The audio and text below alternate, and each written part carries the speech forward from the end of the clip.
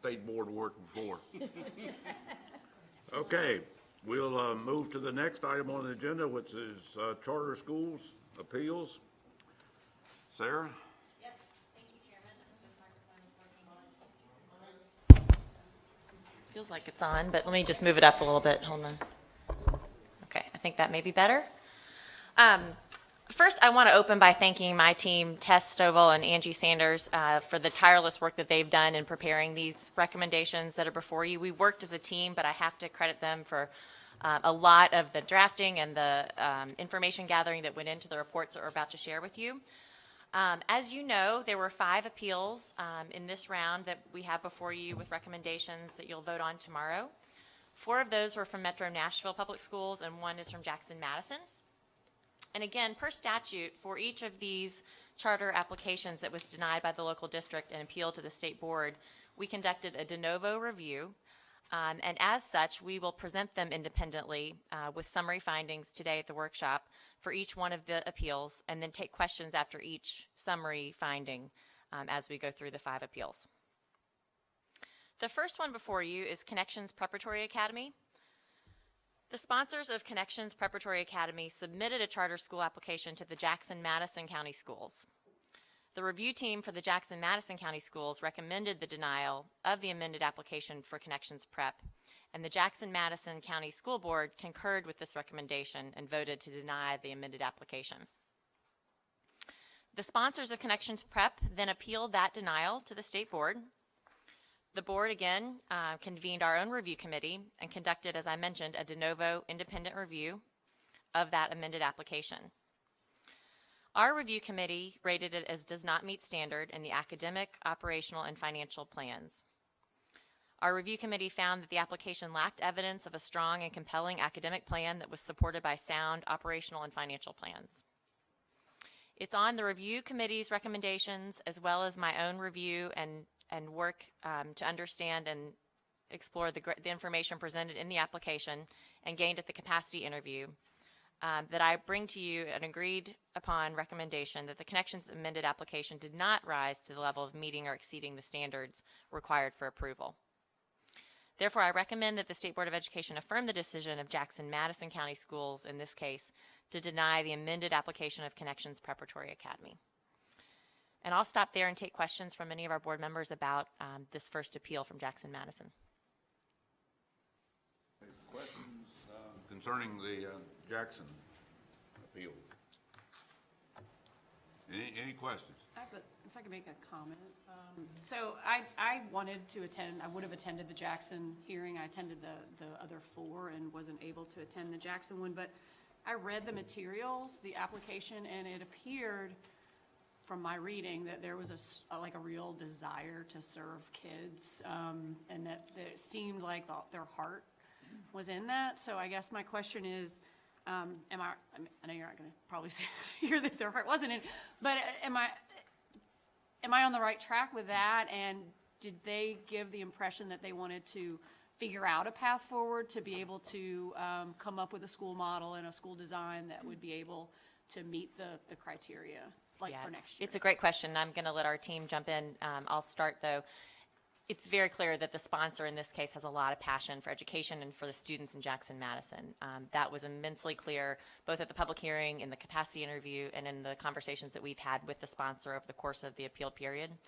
It was also clear in the public comment that others in the district have an interest in seeing charter schools in their district. And so there was some support voiced in the public comments as well. But I'll let Angie and Tess jump in if there's other information you want to add.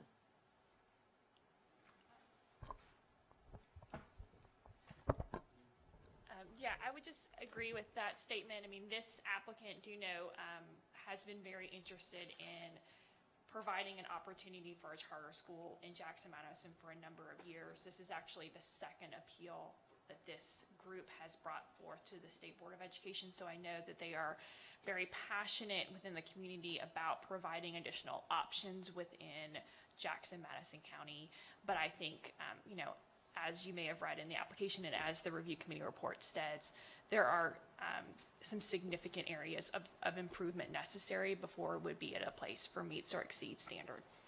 If I could follow, I guess my question was, did you get any impression that they were going to like take some steps that would lead them closer down the path to being able to have an application that meets or exceeds. I mean, were they going to connect with NACSA, or are there any steps that they were going to take?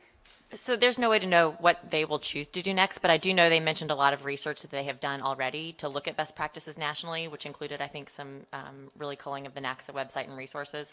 And as Tess mentioned, this is their second appeal. So I do think they are committed to continuing to try.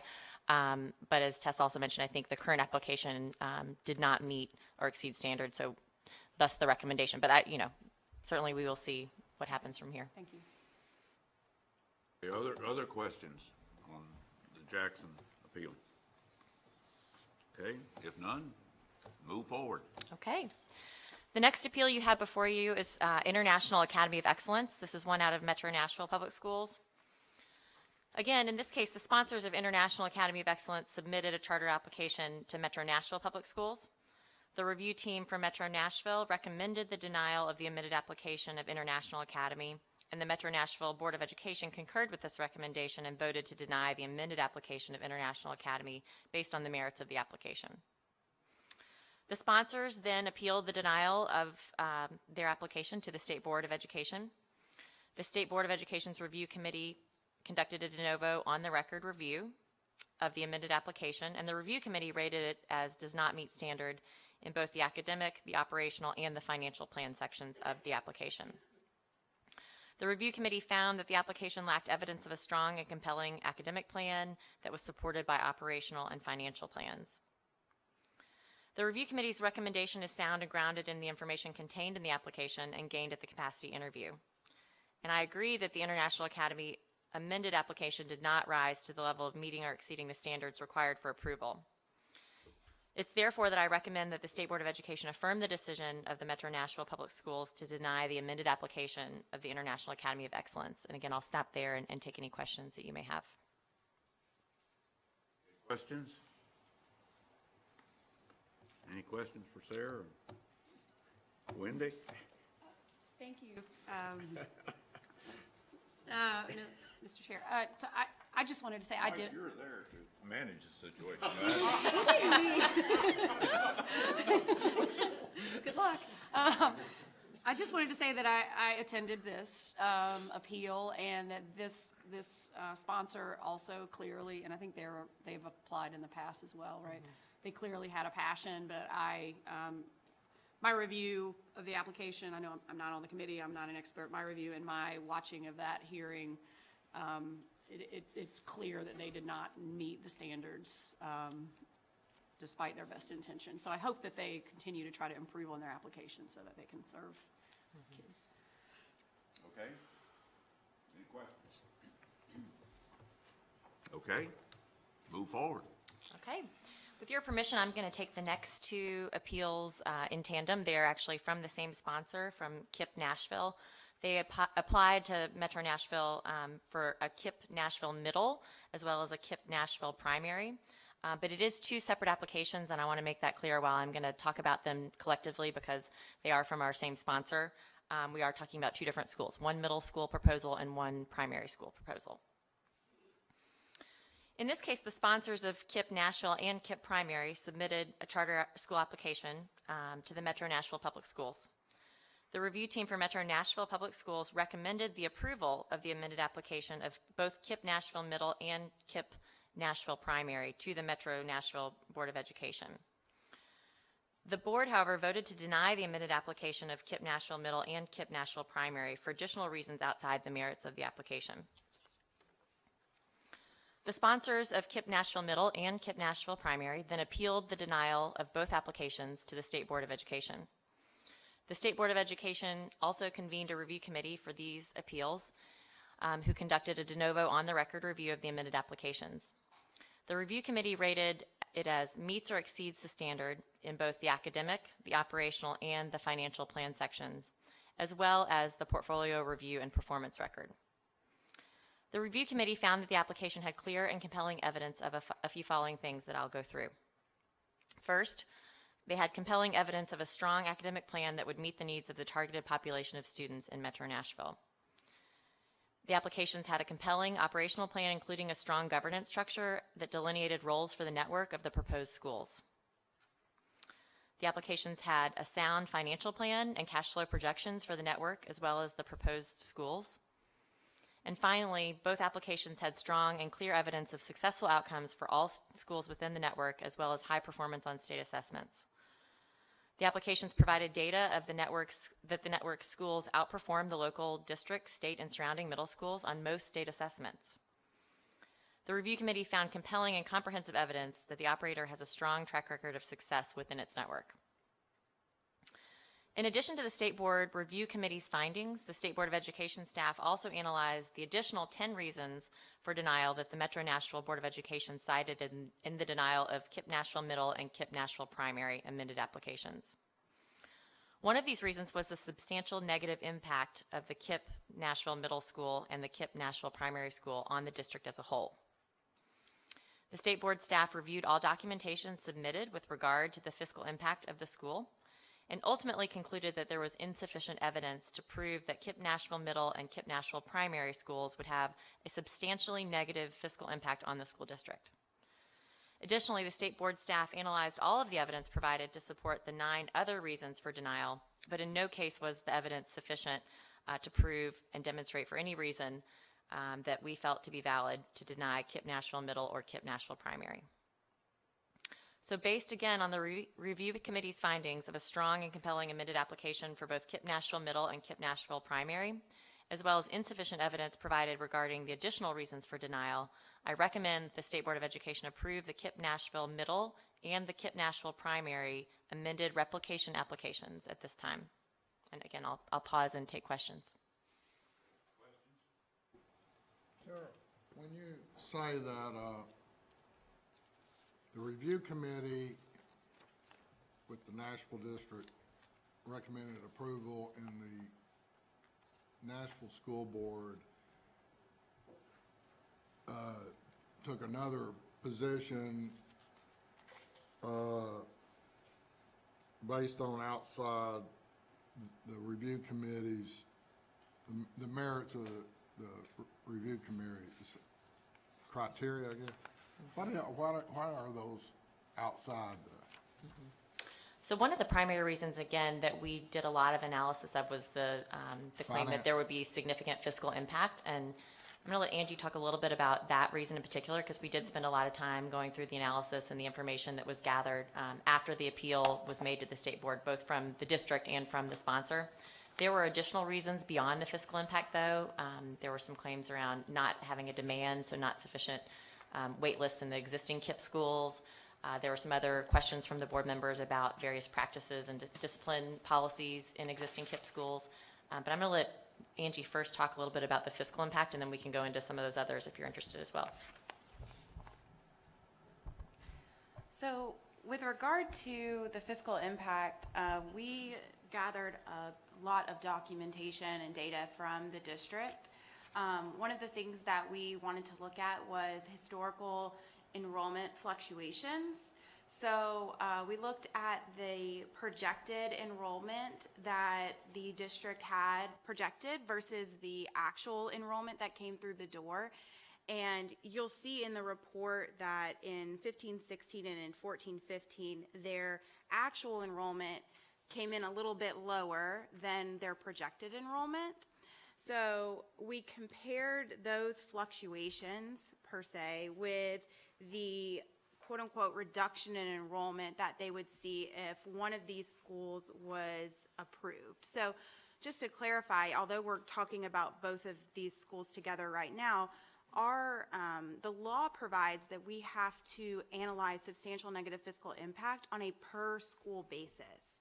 So we were only looking at, for example, what impact does KIPP Middle have on the district, and then separately, what impact would KIPP Primary have on the district? So, for example, with KIPP Middle, we saw that with the number of students they would be bringing in the first year, it was a 0.11% reduction in enrollment, which was much less than the reductions in enrollment that they had seen in previous years and been able to accommodate.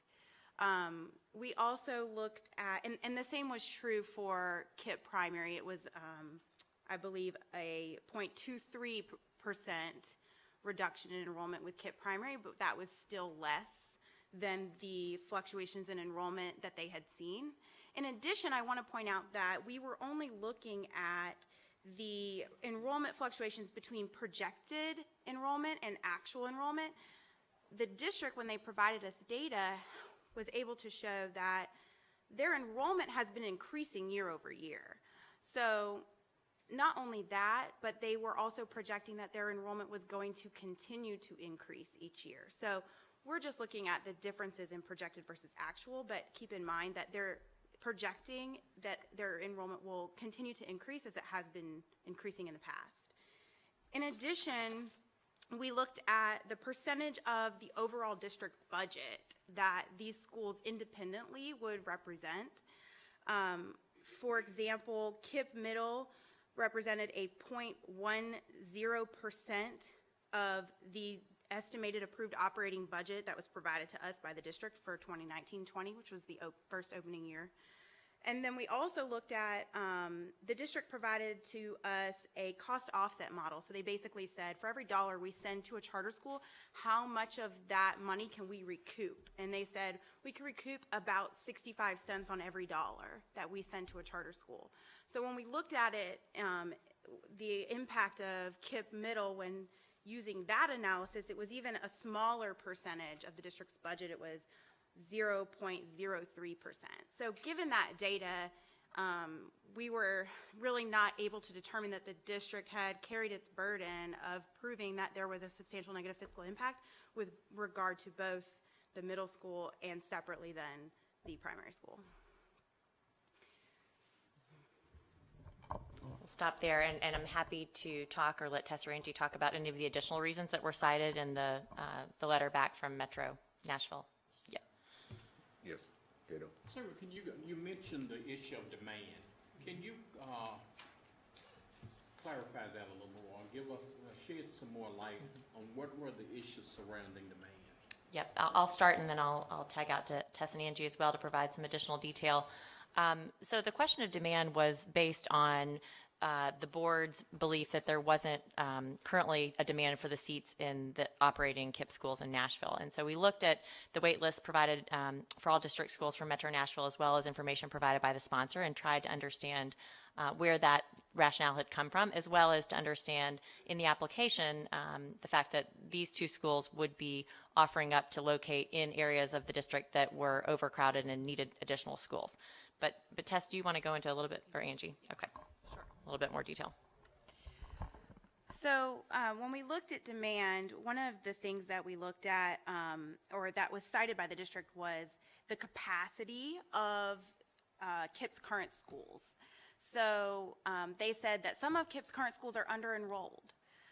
When we looked at the KIPP schools versus the schools in the same cluster, so they're located in the Whites Creek and Maplewood clusters in Nashville, KIPP schools were enrolled between 93 or 94% and 104%. So some of their schools were at or over capacity with wait lists. Others were a little bit below.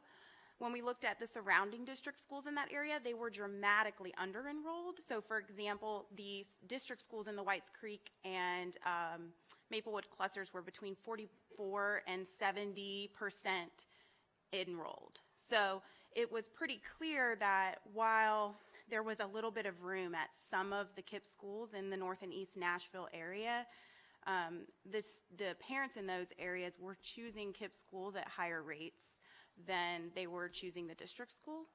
In addition, we looked at the wait list numbers.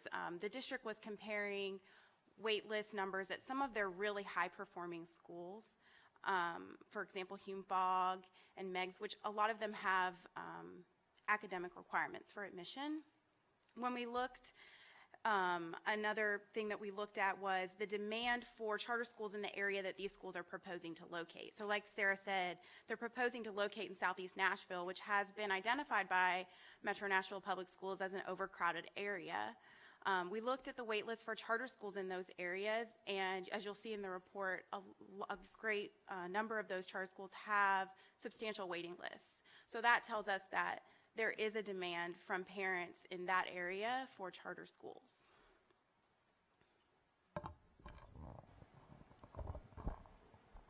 Yes, Wendy? I just wanted to make sure that if you guys can clarify, and I know it was MNPS on the appeal on the other side from the sponsor, and so you've been referring to it as the board, but if we can just clarify for our board that that vote to deny KIP was actually a 5-4 vote, right? It was not like a full MNPS, it was a very split, contentious. Yeah, well, again, to be clear, of the 5 appeals before you, KIP was the only one that was recommended by the district's review committee and by the district, that then the board voted differently, and again, it was a 5-4 vote. You're correct. And then the other thing I wanted to, you talked about the fiscal impact, and you've talked about the demand issue, and you've shown from your analysis and your findings that the district's arguments there lacked merit, it's fair to say, or didn't meet the standard, it's a nicer way to say it. The other allegations that they put forth appear, and again, I was at these hearings too, so, you know, it appears that one group of allegations was practices in KIP schools that some board members didn't like, right? And it looks like you found that those weren't valid reasons to deny the school. Can you talk a little bit, the other clump of issues was around quality, right? There were some allegations that KIP schools somehow weren't high-performing, and then your findings here are very, very different than those allegations. Can you just talk a little bit about KIP's performance in Nashville and nationally? Yeah, absolutely. Again, KIP as a network has a strong track record of success nationally as well as in Tennessee. They've been operating in our state since, I believe, 2004. And they have a number of schools currently operating in Memphis and in Nashville, all of which have strong track records. They've also been a repeated SCORE Prize nominated network. And so from all objective evidence, they are both high achieving and high growth schools. Again, I'm happy to let Tess or Angie talk a little bit more specifically if you want to go into more detail.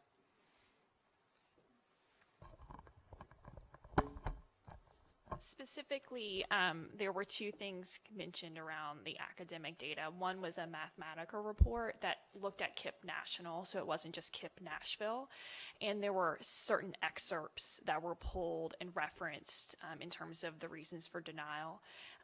But when you read the report in its totality, it's overwhelmingly positive. And the excerpts that were pulled were more suggestions for improvements. But the entire report itself was very positive about the KIP model and its impact on student achievement.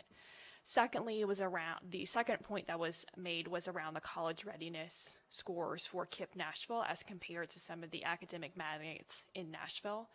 And so what we did was analyze what are the college readiness scores for the surrounding middle schools in the 2 clusters, as Angie said earlier, the Maplewood and Whites Creek clusters. And we saw that specifically the KIP Academy Nashville college readiness scores well exceeded the college readiness scores of the surrounding middle schools. And just, I mean, sort of a summary statement, I think it's clear in the law that it's a high bar by which we have to judge appeals at the state board level. And so, again, we've done our due diligence, and I do believe gone through all the objective evidence and all the information that was gathered both in the application, in the public hearing, in the capacity interview, in the back and forth with the district and the sponsor, looking at network data across the United States from other KIP schools.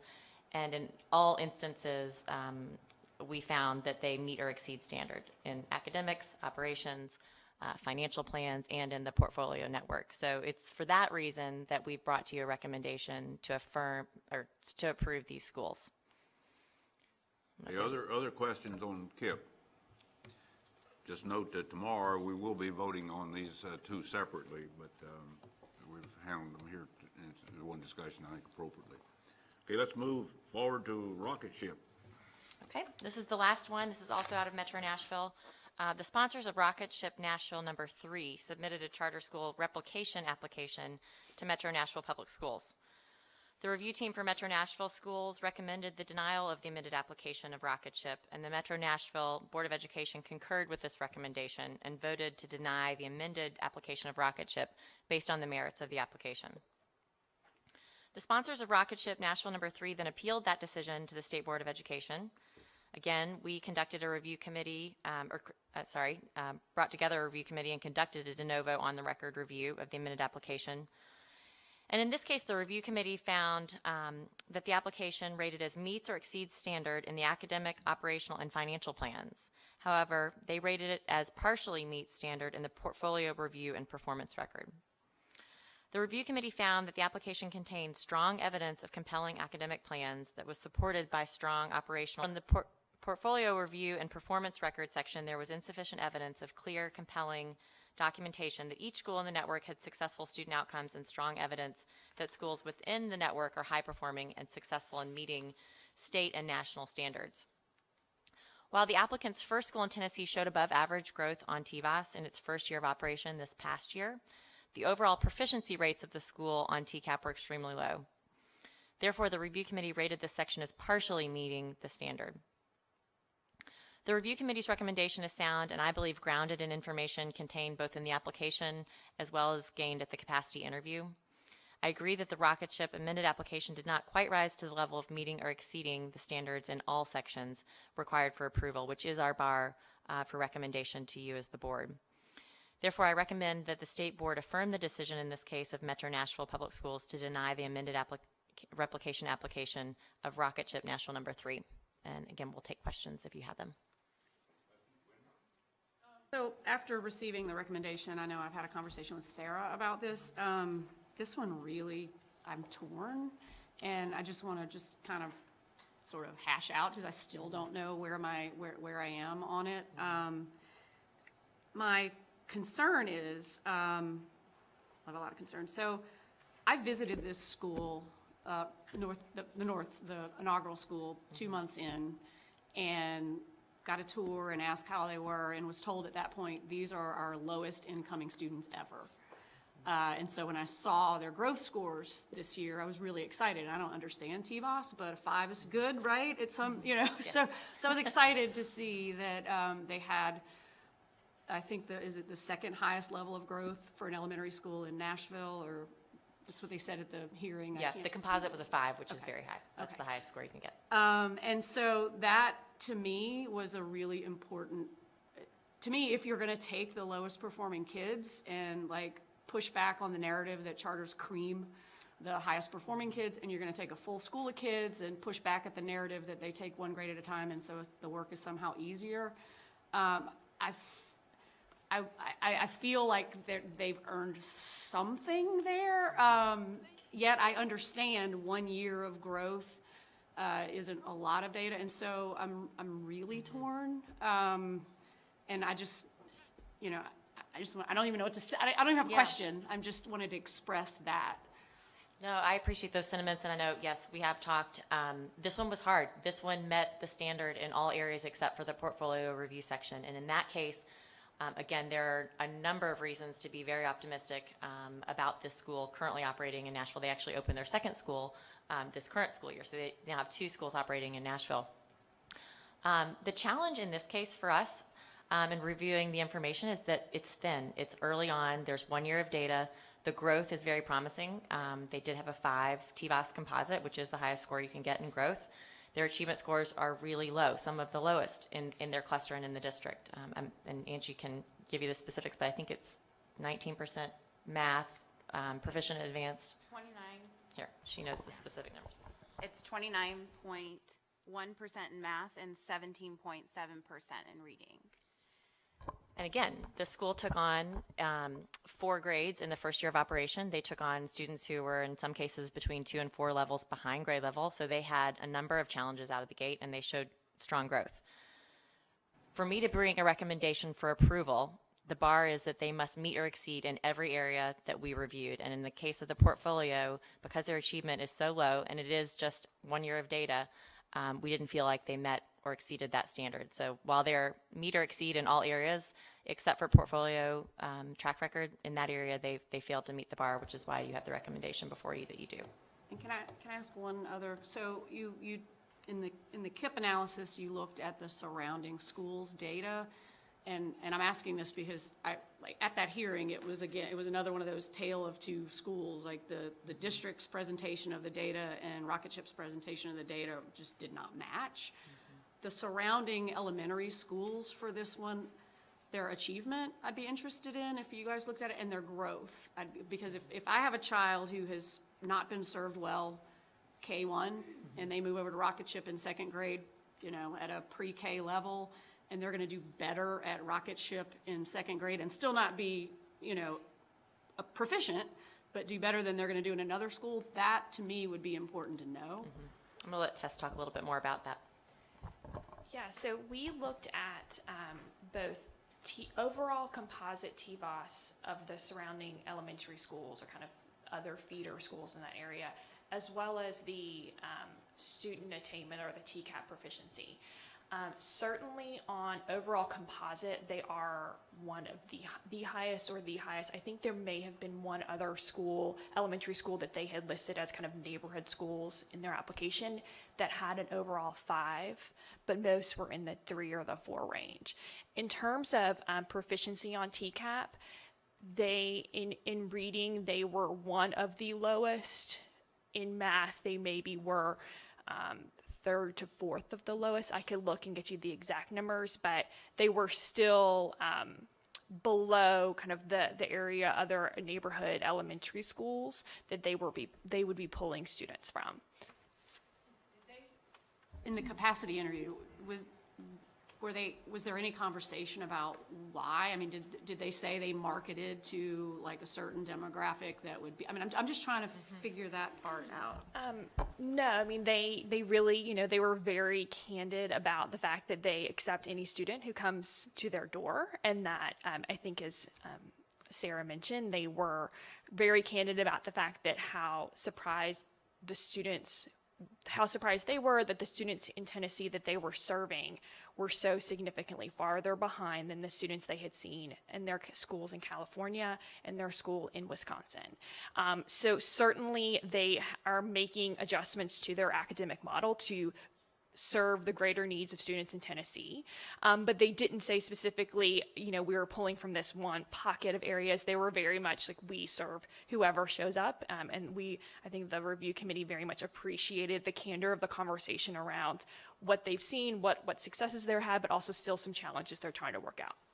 Thank you. Okay, other questions? Any other questions? Okay, well, ladies, thank you. I hope that everybody's had a chance to read the write-ups that are done on each one of these cases. They're extremely well done. We really, really appreciate the work. I think it's important to note that I think the process that we have in place is really excellent. The review teams that you put together, I mean, it's hard to quarrel with any part of the process. And I think you all have done a good job of managing that process and documented the results of the process you've been through. So thank you for a lot of good work. Thank you, Chairman. Thank you, Yep. Board. We appreciate you. Yes.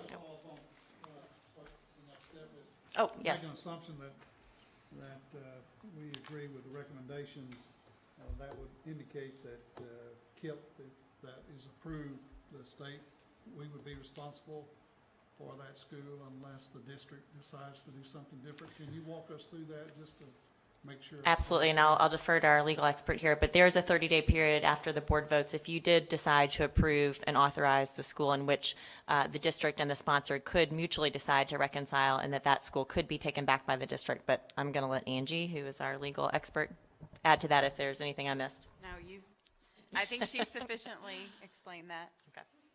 So you're saying it requires them both to agree to do it? Right, it must be a mutual decision, so it must be both the sponsor and the district deciding that they want to bring that district back, or that school back into the district, and it's a 30-day period after the board votes if you were to vote to approve those schools.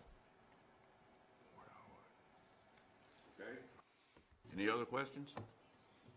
Okay. Great, Thank you. Good job. Thank you. Okay, we'll move to next item on the agenda, educator preparation update. Amy? Thank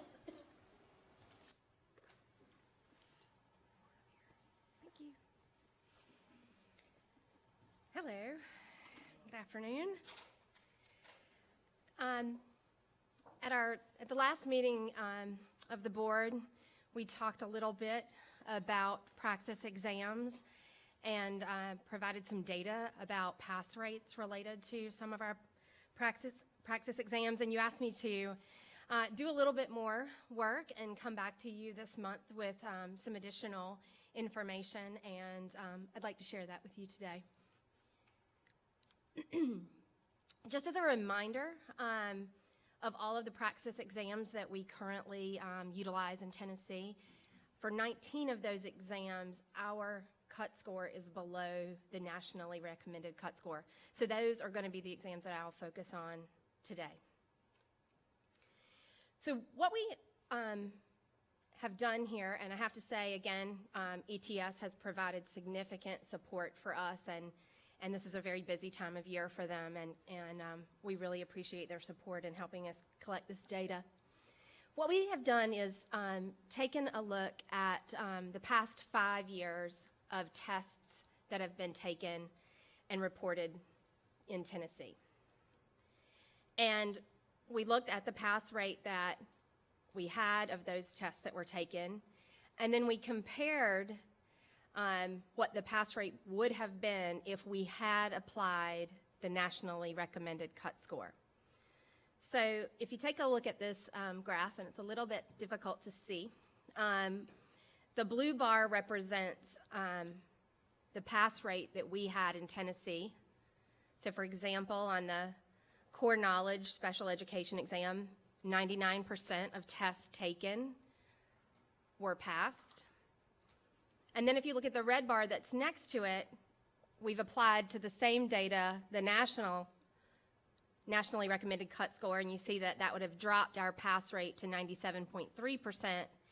And those numbers there show you that that would have been 14 additional tests that would have been rated as failing rather than passing out of the 808 tests that were taken in Tennessee during that time.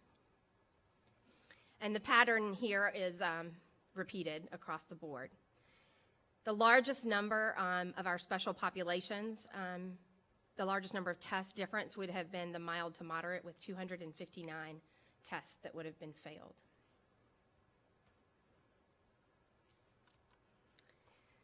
Another group of tests that are among the 19 are principles of learning and teaching tests. And let me say that I'm going to have a summative slide that's going to show some of this information in a different way. But we wanted to look at all of our principles of learning and teaching. Every teacher in Tennessee takes one of these tests based on the grade span that's most appropriate for their area of endorsement. And again, you can see that we would have had some number of individual tests that wouldn't have been passed if we had applied the nationally recommended cut score. The largest number of these would have been the elementary, with 232 tests that would have not been rated as passing. But you'll also note that for that test, it's one of our highest in volume, with over 7,000 people having taken that test in the last 5 years.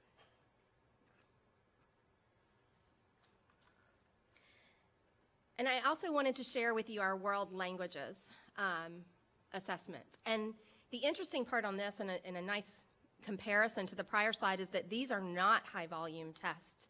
And so it is important to think about, even when the drop for French would be 12, that's 12 out of only 85. So important to be thoughtful about the percentage as well as the specific number of educators. What we don't have yet for you, and I think it would take a longer time, would be to look more closely at supply and demand.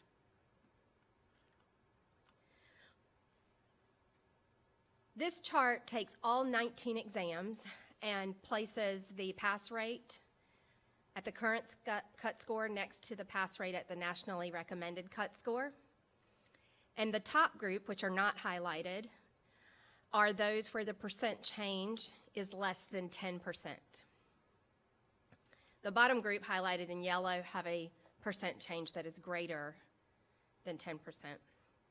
And I did put some stars beside mild to moderate, ESOL, Spanish, and physics, because we know that those are all high demand. And so as you think about these data, it would be useful to keep that in mind.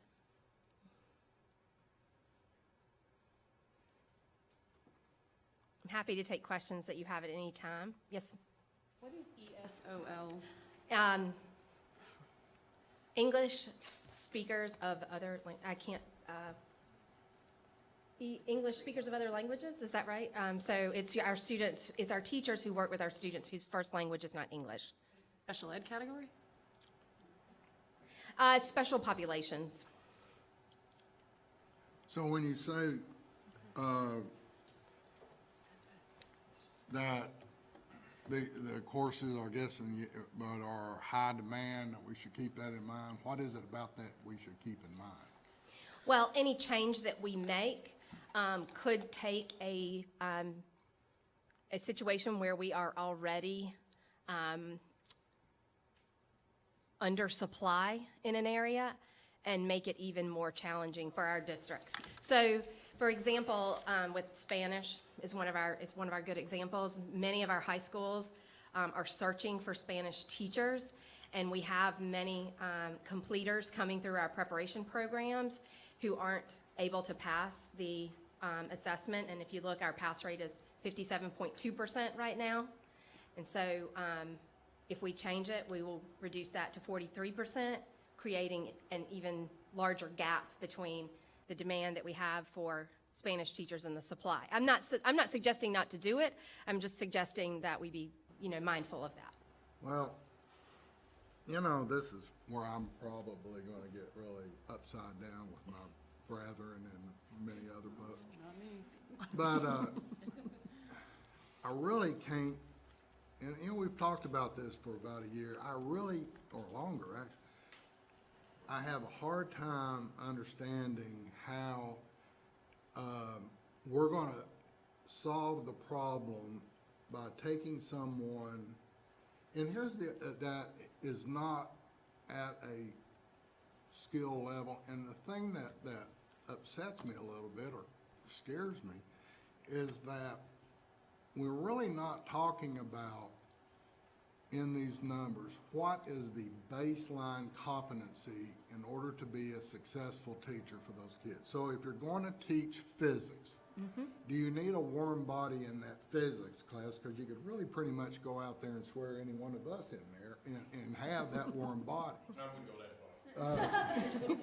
far. But to be able to hit those numbers of student success, for them to be ready to go on, we got to figure out a way to get the right person instructing in front of that classroom, and I don't see how we get there by engineering the number, by dropping the level of competency required.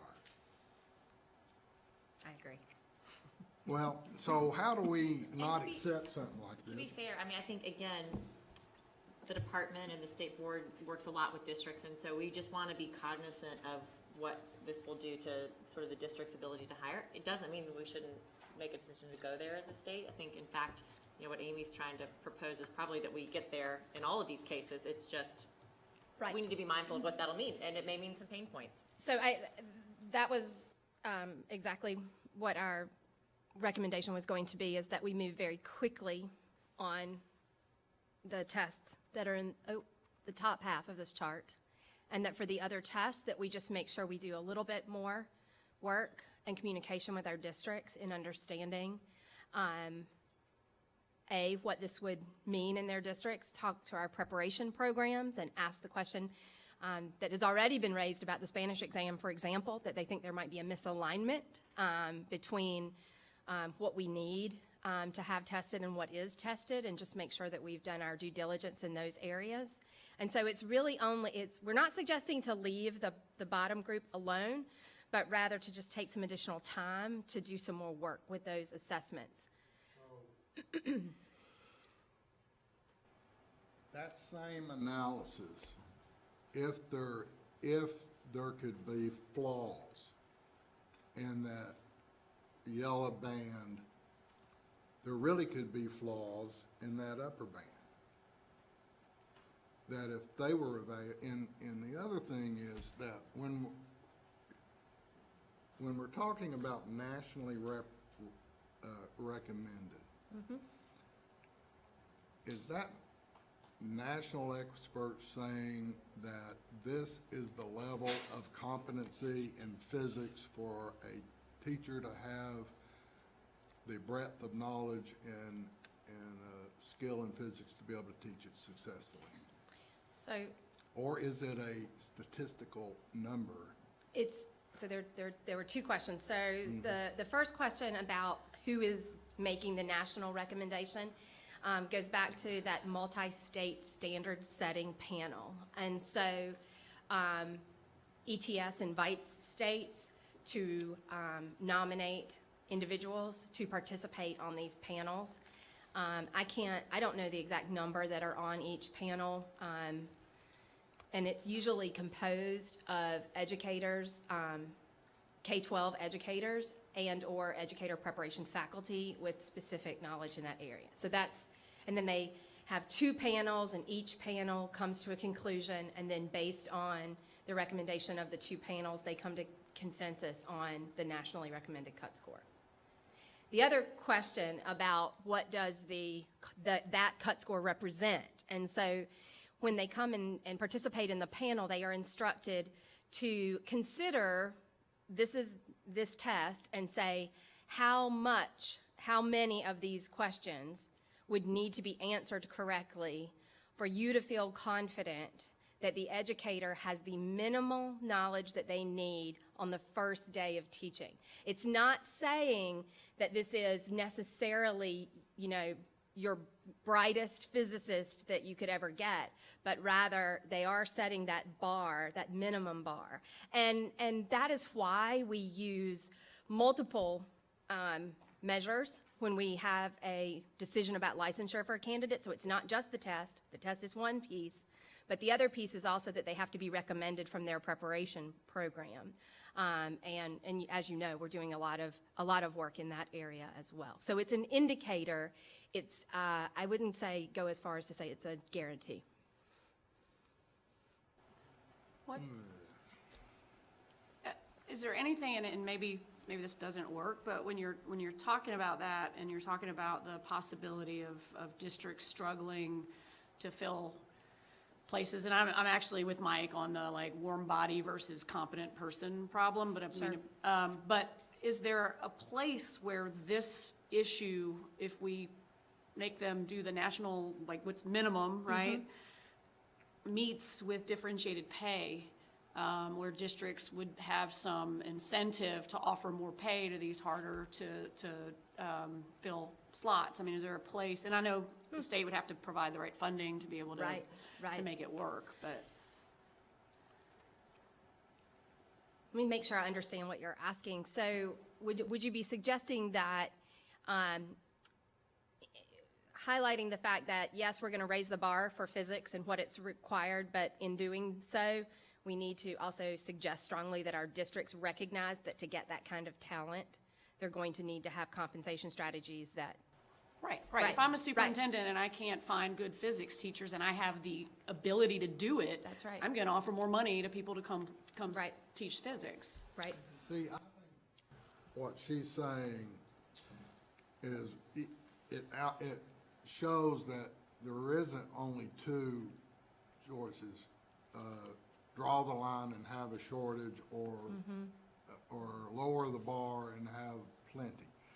Because there is cause and effect, and what she's describing is the market and like the value, the shortage of a physics teacher is clear. Really, the shortage of special ed teachers is clear.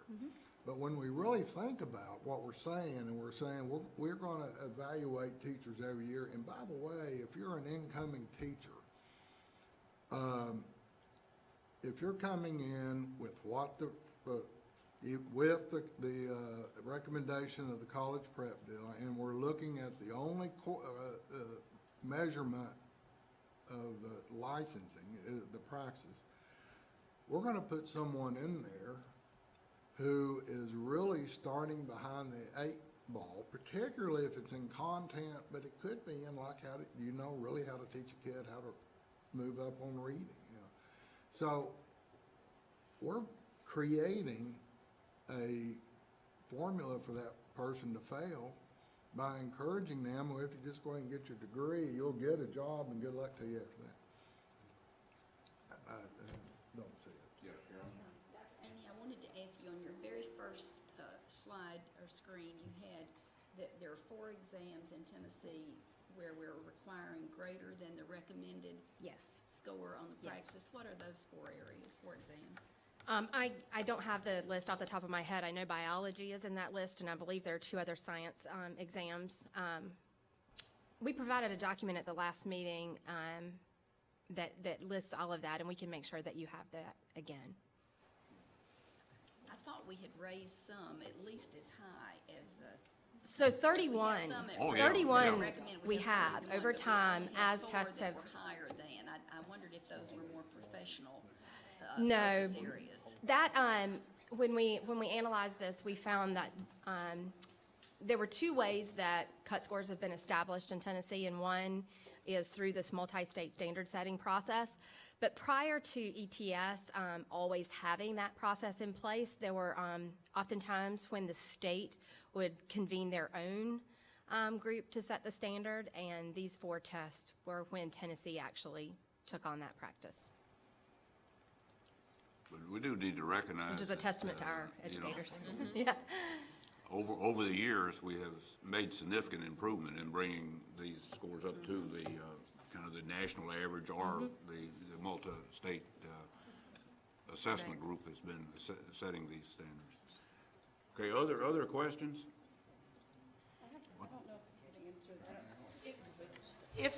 If we raise the standard, are teachers, or would this be something we'd also decide, are teachers who haven't met the standard grandfathered in? Like, people don't, Yes, once, Okay. I mean, I wouldn't. I they're mean, already teaching. They're and already teaching, they're right, already okay. I licensed, just wanted they've to make met their sure. praxis requirement already. So we Yes. wouldn't have an additional loss, it would be the hard to That's fill right. moving That's correct. forward. It would be Okay. new people entering the field. So it's less loss than it looks like Right. on here, okay. So, My contention also that if we do increase these expectations, that we, obviously would work with the preparation schools in that, and that will in itself have improved results for the students. So I think that, that would have that desirable effect. agree. If we do increase these. But I also agree that, in a number of these ones that you've got in the yellow area, that we need to make sure we don't shoot ourselves in the foot here. And Do you think it's One- important, though, for us to communicate with them and give them heads-up time? So in the past, when we've changed a cut score or when we've adopted a regenerated assessment, we've always given a grace period. And I think if we brought you a recommendation, we would certainly talk about a grace period and what that might look like. And how long does a grace period usually last? It can be kind of complicated to say succinctly. Usually, we would give an additional year for the educator to take the test. The question is, how long do we accept that test? So if I took it within the year and I apply, but I don't apply for a Tennessee license for 3 more years, will we still accept the test because it was taken during the grace period? So there are 2 decisions we have to make. A, what is the grace period, and how long will we allow someone who met the standard within the grace period to use that moving forward? Mr. Chair, can I ask one more question? So I'm looking at the fine print on that last slide, and so these numbers are the tests taken over a 5-year period? Yes. Okay. So, I mean, I know it's not exact, but are the years generally, the number of teachers taking the tests roughly the same? Like, if I divided this by 5, would that give me a rough number of how many teachers we're talking I about? haven't done that specific analysis. That is my expectation that it's similar. I can get you those numbers if you're interested. I wouldn't know why we would have had a specific fluctuation in a given year, Do you have any idea of how many new teachers are hired in the state each year? That should be a number that I have off the tip of my tongue. We know that I want to tell you that it's around 6,000, between 6 and 7,000. Okay. All right, But so- more than that are licensed, so. Okay. But those are some numbers that we can bring to you. I'm just trying to figure out, like, how Sure. to figure out the impact. So if I divided that, Well, and so this by that's some of the 5. work that we would like to do and bring back to you in the Okay. spring. Absolutely. Okay, great, thank you. Okay, the path forward on this is that we'll be seeing a recommendation when? In the spring, we would really like to bring you the recommendation once the multi-state standard setting process has been completed for the ESOL, so we can bring that entire recommendation to you together. And then, but we might be able to bring you a report and looking at some of the data before that. It'll just depend on how quickly we can get it all pulled together. But I'd be happy to work with state board staff and any of you who have specific things that you'd like to see at the next meeting. Be happy to make sure we do that. Conversation earlier today, Amy, and we've talked about this a lot, but as we think about redesigning the report card and thinking about what information is important to sort of have pop for the public and for providers and for potential candidates going to different schools, I think this is an area where programs who are getting it right and really preparing students for these really, in some cases, difficult content exams, we should be shining a light on the programs that are getting that done well and make sure the report card reflects some of this information better than I think it currently does. So I think we have a lot of options about how we think about that, you know, in terms of what the tests mean. And we certainly want to make sure that we're talking with ETS about any kind of reporting that we do and making sure we're reflecting things that are true about the data. But I do know that they have a national recognition for individuals who score extremely high on a test in the nation. And so it might be things that we would want to report like that of how many of your test takers were in this band or, you know, something like that. And definitely something that we want to do is first-time pass rate versus our educators who have to take tests repeatedly. And we think about that specifically for consumer information. You know, if I'm trying to determine where I'm going to go to be prepared, and, you know, it would be interesting to me to know how many times I might have to take that praxis test to actually pass it. It's expensive for our educators. Yes, it is. Mr. Chair, can I ask one more question about the data? That last slide, Ian, I'm sorry, I'm fascinated by this. Does any of that include, does a teacher take, I mean, could I take several of the special ed? Absolutely. Okay, so it's not necessarily it's not teachers, it's tests. It's at this tests. number. It's Okay. tests taken. Okay. Yes. Great. Okay. Very good. Thank you, Amy. Appreciate it. Thank Good you. job. Okay, we'll now move forward and talk about the licensure recommendations or actions on the agenda for tomorrow. And here we'll Philip will be able to answer any questions that you have about the actions proposed. Right, Philip? Yes, sir. Good afternoon. As a threshold matter, I wanted to pull item 6B. We've had a little bit more information. Everybody got that? Pulling item 6B. Correct. So he will not be on the recommendations for tomorrow, but I'm ready to answer any questions you may have about the remaining recommendations. Okay, other questions? Let me just reiterate that I had asked a question of Philip by phone the other day regarding the formal reprimand process, just to review for me exactly what that means and how that is transferred with the person and their license. Because one of the things we noticed was that there were some instances where, you know, it was only a formal reprimand, but they still had their license. And so I wanted to know if they went to a different district, they had actually, all of them had either resigned or retired from their districts. But that didn't mean that they couldn't apply someplace else in another district or another state. And so, Philip, would you just discuss that with us so we'll know exactly what their status is? Yes, ma'am. On each of the actions, so formal reprimand, suspension, or revocation, those are noted on their license with the state. They don't give any detail as to why each of those actions had taken place, but a formal reprimand does not prevent a teacher from continuing to teach with the school, either the one that they're at or going to another one immediately. However, it is there on their license, and so when their prospective employer pulls the license, they will see the date that the reprimand was put on, and that should flag it enough that they should ask what the reprimand was about and use that to inform their hiring decisions. So when we first incorporated this category of formal reprimand, it's fairly new. I would think it was in the last 3 or 4 years we had Right. added that. And I believe at that time it was explained to us as a means whereby if a teacher inadvertently made some kind of error with The test. passing out the test or Right. whatever, They opened the test in Right. one thing, they didn't intend to cheat. and so they had to, but under our statute, they had to come before the licensing, but we didn't think it was enough to suspend. But it was for fairly minor kinds of things, and I guess it seems as if some of the things we are seeing now look like people that might not really need to be in our classrooms. And so that, I that's just part of wanted the, to bring that to the attention during the workshop for discussion. and that's part of this back and forth is our recommendations come to you based on what we've seen happen in the past. And obviously, if you have a difference of opinion, and you have in the past few instances, we're happy to take them back under recommendations from you and come back with separate request for suspension or revocation or whatever other action you might request. Dave? Caroline's exactly right.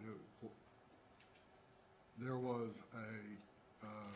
no tolerance, zero tolerance. If you open up that test, you're fired. And that probably ought to be an automatic firing, and except this one teacher, actually, it was clear from multiple sources that it was just an incredibly unintended mistake. So this was created for those type of situations, but not for any situation where that test is over. And well, it wasn't a slam dunk that we were going to pass that. I mean, we actually found that, okay, there's probably are extraordinary circumstances that there ought to be some other avenue other than an absolute revocation. Okay, other questions, comments? I have one Yes. question. I had two, but when you pulled 6B, I only have one, and it's just a question. On 6C, it says that you're recommending denial of issuance of a teaching license? Correct. This is an applicant. Okay, so that's something that falls under our purview? Yes, Okay. ma'am. I had not seen any of those before, so, okay. Yeah, we've been, I guess, doing those for the last several meetings, Denial of an initial issuance? If they have a criminal record or something. We had it's a fine. couple of them in July. But I think Well, I'm it is, just apparently, I thought I was paying close attention, but apparently I'm not. You'd think by my questions I was, but. We're glad to find out you're not. Philip, one question on item F. It's revocation, Kentucky revocation, and I think it's appropriate, but is it concurrent with the Kentucky revocation, or is it a permanent revocation? I believe, no, this is just, we are revoking, no holds barred. So even if Kentucky reinstates, he would have to come back to us and reapply completely. I think that's okay. Any other questions? Okay, Philip, thank you. You're welcome. Any questions that we haven't dealt with on the agenda for tomorrow? Let me remind me, I think we've got everybody's notebooks kind of squared away here, that the, agenda that we're working with is a little bit different from the agenda that you originally received, and it's mostly because of some renumbering. But hopefully we've got everybody's notebook taken care of so we don't lose track of which items we're talking about. Any questions on any of the agenda items that we haven't covered, or? you have questions about? Anything there? The Jobs for Tennessee Graduates course. I had a question on that, and it was item 2D. Is it still on there? It's 2D? 2C is what It's now 2C. 2C, okay. Is this something better to ask tomorrow? Will they be here tomorrow on this? Okay, Yeah. all right. Unless you know where. I think Danielle's probably the best one to Okay. answer that. Okay. Any other questions? I've got one concern. Okay? 3D, the textbook adoption. I can't read the textbooks. I even had to put glasses on. And this concerns me. I've talked to a couple of you about it with the standards being questioned and what is being taught in the classroom as far as religious things go. If we're going to approve the textbooks, and if teachers are claiming that's where their teaching's coming from, I'd like to know a little bit, and I'm specifically talking about social studies. I don't even know if social studies was included here, but I think these are. I think they're tech. Yeah, they're all. But when it comes about, if there's any way, we need to be able to read them, even old people. Okay. That's hard to argue with. We'll read the material we're approving. Would be a good idea. Yeah. Okay, any other questions or comments? Okay, you know, Bill, amazingly, we've finished ahead of schedule. I would have not placed odds on doing that some time ago, but, yeah, and so, Well, real quickly, Cato and Georgette and Carol and I look forward to hosting you for reception at 6:30 at Morningside and dinner. And if we are on schedule, I'd propose for those of you who would like, we'll meet in the Fireside Lounge just a few feet away. And I would give for those of you who would like, maybe about a quick 12-minute look at Rhodes College. Do we have to go back there? Yes, well, by that, we have in the spirit of the chairman, we have a 4-minute break before that starts. okay, and then at the end of that, we go back to the hotel and we'll then have transportation from the hotel to President. Probably, but let's put them over in the corner. Good. People will try to freshen the room.